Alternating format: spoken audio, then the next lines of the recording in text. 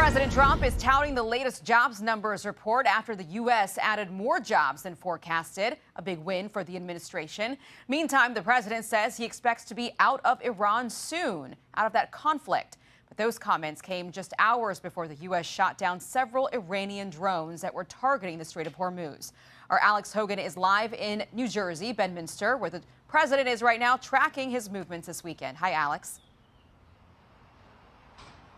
Hi, Aisha. We are in New Jersey for the first time this summer as President Trump spends his weekend at his golf club in Bedminster. He has no public events that are scheduled for today, but yesterday he held a roundtable in Wisconsin with farmers, and there he touted optimism at ending the war with Iran. It comes as during an interview he reiterated a message that we have heard before, signaling how he could be looking at a timeline.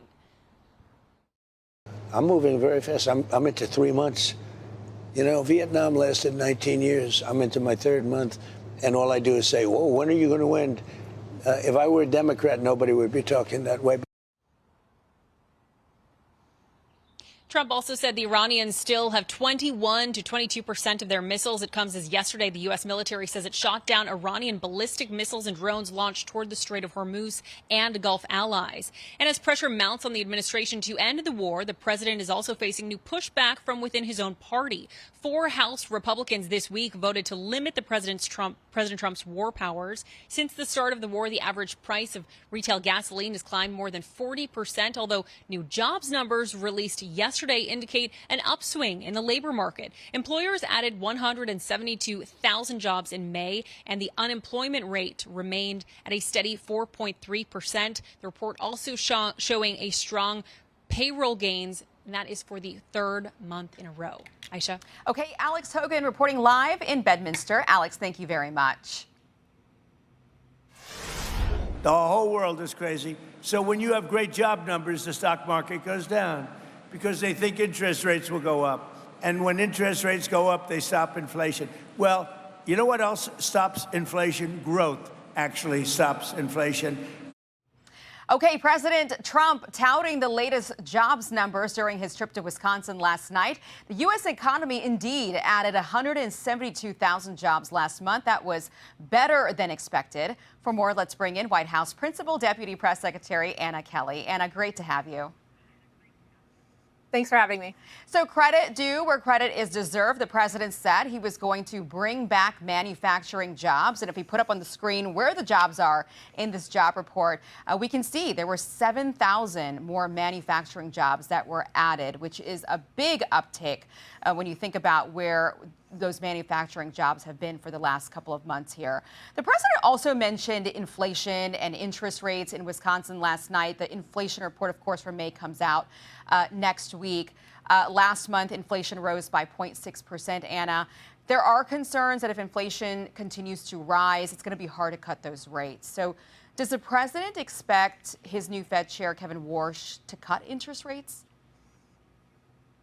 Well, the president's been very clear. He wants Kevin Warsh to be independent. He expects that. But certainly all of the economic indicators indicate that those rates should be cut. But look, this is a proven economic agenda of pro-growth policies, just as the president said. He proved it in his first term. He proved it in his second term. And to your point, he has worked incredibly hard on reshoring manufacturing in this country, bringing back jobs that were long sold out, hollowed out industries and sent overseas. So this president has been working very hard over the course of the past year to bring those jobs back here and home to the United States. And that proven record of success, combined with tax cuts, which unfortunately all Democrats voted against earlier this term, deregulation, all these things combined to a resilient, robust economy. And the president's been very clear-eyed about the short-term disruptions caused by Iran's efforts to subvert the free flow of energy. But look, again, he's built a strong, robust economy that's going to bounce back even better than before. And this outstanding jobs report proves just that.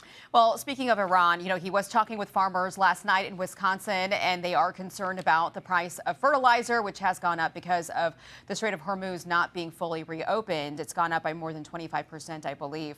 And he teased perhaps more aid, more relief for farmers. Anna, what would that look like? Would that be another big aid package for farmers?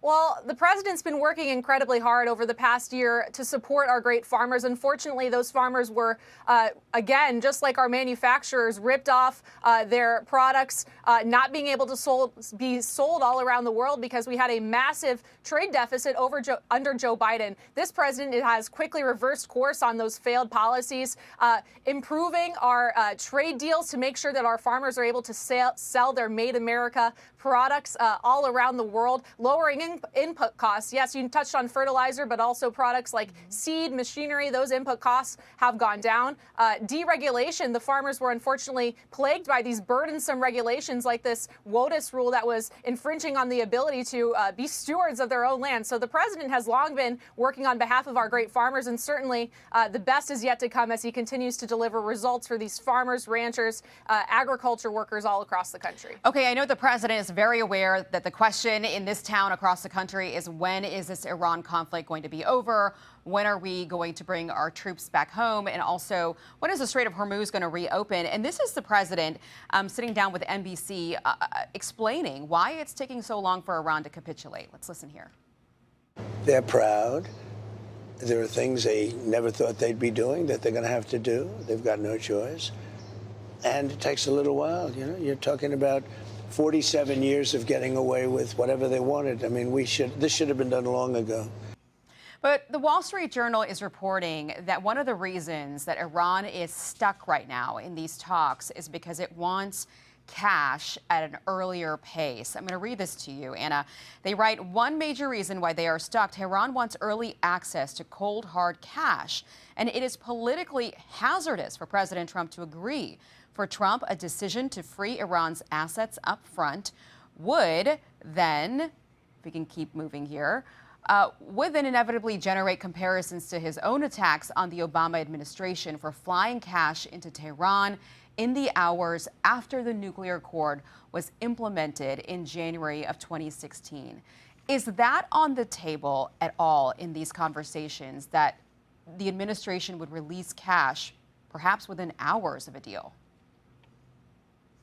President Trump's been incredibly clear. He's not going to repeat the mistakes of the Obama administration with their totally botched JCPOA, which, yes, sent pallets of cash to Iran and paved the way for them to have a nuclear weapon. The president obviously quickly reversed course on that disastrous agreement in his first term, and now he's focused on making a good deal for the American people. The president isn't going to rush into a bad deal, and he's been very clear that his red lines are Iran can never possess a nuclear weapon. They can't keep this enriched uranium that would be quickly improved to produce a nuclear weapon. So Americans can rest assured any deal is going to be a good deal for the United States, and it's going to protect our national security here in the short term and the long term. So you're confirming here on the record that the president would never agree to opening or unfreezing assets before a deal was done?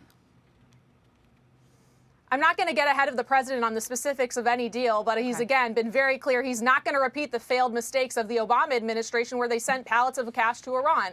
Any deal is going to be a good deal for the United States, and that's why he's taking his time to ensure that his red lines are met and that any deal is very good for the United States and our national security. Okay, we'll continue to follow it, and we'll see what the president does. Maybe there's a decision coming this weekend. We'll see. Anna Kelly, great to have you on the program. Have a great weekend.